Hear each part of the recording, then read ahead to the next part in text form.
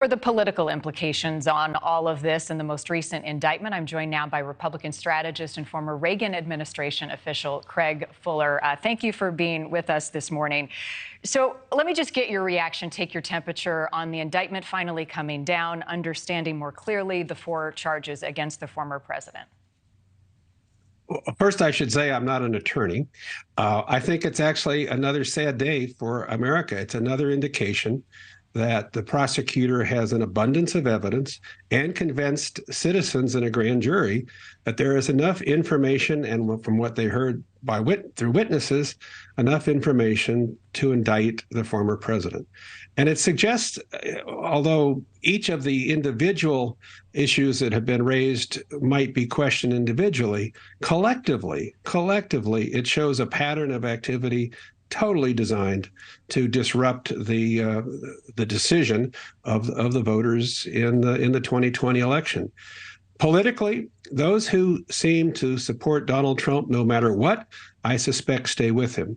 Those who have opposed him have more, in their ammunition to oppose him. The key is what happens to those in the middle, and I think this is just another step that moves more and more people who are either undecided or in the middle away from Donald Trump, frankly. Right. And it's those middle people that everybody wants in every election. And you could say that he gained support after the first indictment, even after the second. But following a third and a fourth, it starts to become a little less clear.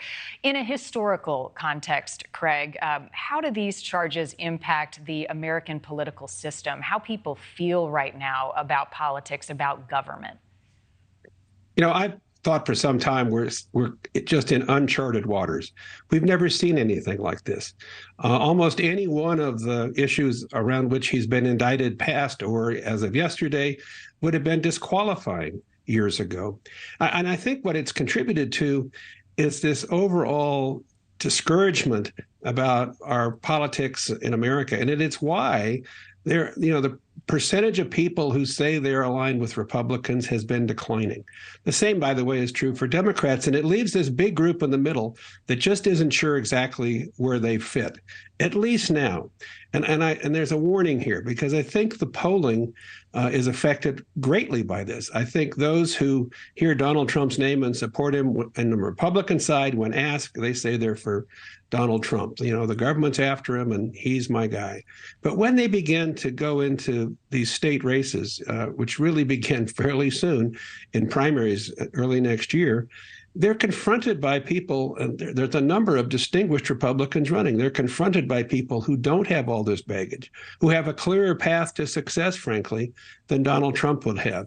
So I think we're going to see movement. But right now, this is really a damper, a serious damper on Republicans in particular, but on the overall political process generally. And it seems as though the candidates in the GOP who are wanting to run against Trump for the nomination aren't quite sure how to respond to the unprecedented nature of this, right? They don't want to get it wrong, right? They don't want to support him, but they also don't want to go against him and disenfranchise the people that may support them. I mean, is there anybody who's gotten it right so far? And I think you could talk about Mike Pence, because he's specifically named in the indictment. He could even be called to testify. How they play this politically, especially heading into a first debate. I have a feeling that there's a lot of examination of polling and an examination of the donor base in the Republican Party. And that tells you, at least now or in the recent past, don't go against Donald Trump. It makes it harder to raise money. It makes it harder to gain supporters. Let Trump sink, in his own weight. I mean, and that could happen. I mean, he could be convicted, for heaven's sakes. The problem is that voters look for a measure of sincerity. I think Nikki Haley has found ways to parse this a little bit so that she's not just accepting everything he does. She's a strong, thoughtful candidate out there.